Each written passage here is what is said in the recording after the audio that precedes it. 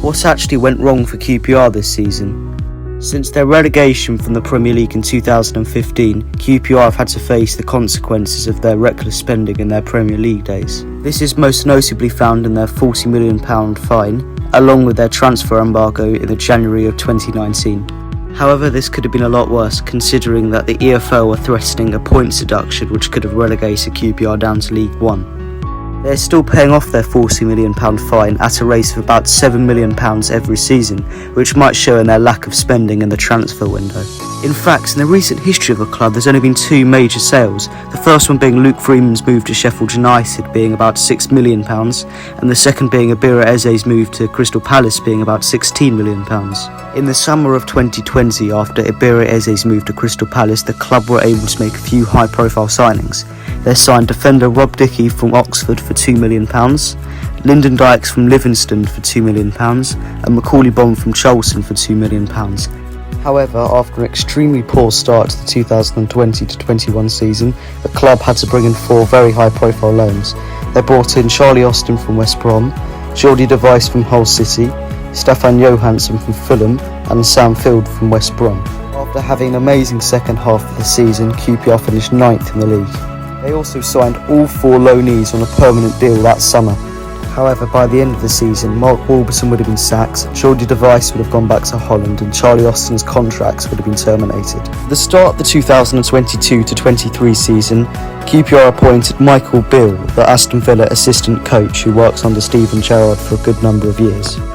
Beale would bring in Jake Lock-Sulzer from Chelsea on a free transfer, as well as on that same day Kenneth Powell from Holland on a free transfer too. A week later, QPR signed striker Tyler Roberts on loan from Leeds.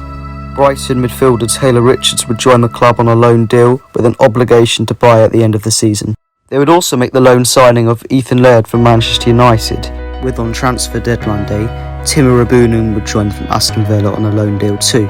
QPR would end August fairly well, sitting 6th in the league on 11 points after 7 games. After the start of September, the club went on a 5-game unbeaten run before being stopped by Luton Town in October. The club were 1 point off the top of the league at that point. However, things were about to take a turn for the worst. It was reported the same day QPR was set to play Cardiff City at home that manager Mick Beale was being considered as Wolverhampton Wanderers' top choice to replace Bruno Lage. They would go on to beat Cardiff 3-0, going top of the Championship. It seemed like that was that, as the very next day Wolverhampton Wanderers had asked QPR permission to speak to Beale, although amazingly a few hours later it turned out he turned them down, stating honesty, integrity and that he couldn't be the first person to jump ship. That weekend QPR would cement their place at the top of the Championship, beating Wigan Athletic 2-1, although that would be the final win QPR would ever see under Mick Beale. After that win over Wigan, QPR would go on a 5-game winless run under Beale, which only involved 1 point and 1 goal. However, things were about to get even worse for the club.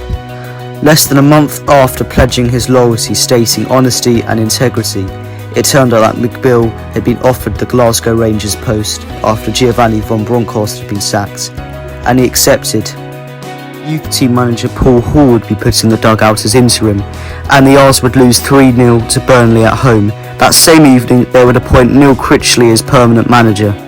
And a week later, it started fairly well, beating Preston North End 1-0 away, although that was the only win he'd ever see under QPR. Also, in December 2022, Macaulay Bonne's contract was terminated after only 3 goals for the club. He returned to Charlton Athletic shortly after, leaving to £2 million wasted on him.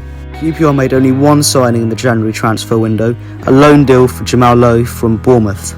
After going on a 10-game winless run, Neil Critchley would be sacked and QPR would have to look for a third manager of the season.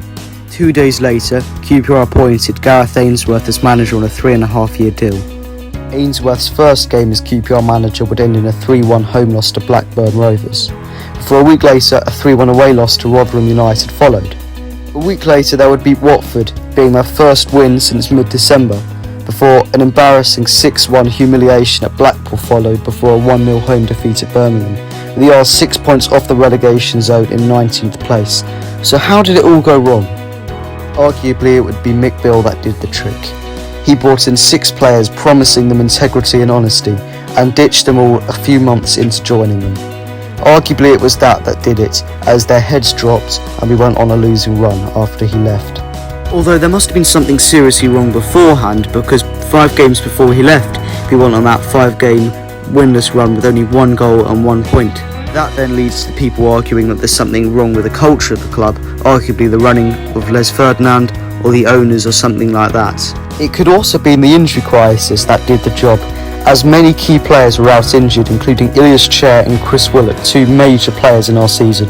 That £7 million fine we have to pay every season could also do the trick, as that £7 million could have been used to buy players, but instead we're paying off a fine, causing us to only buy loans and free agents. But what's your opinion on it? Was it Mick Beale leaving? Was it the injury crisis? Was it Les Ferdinand's running of the club?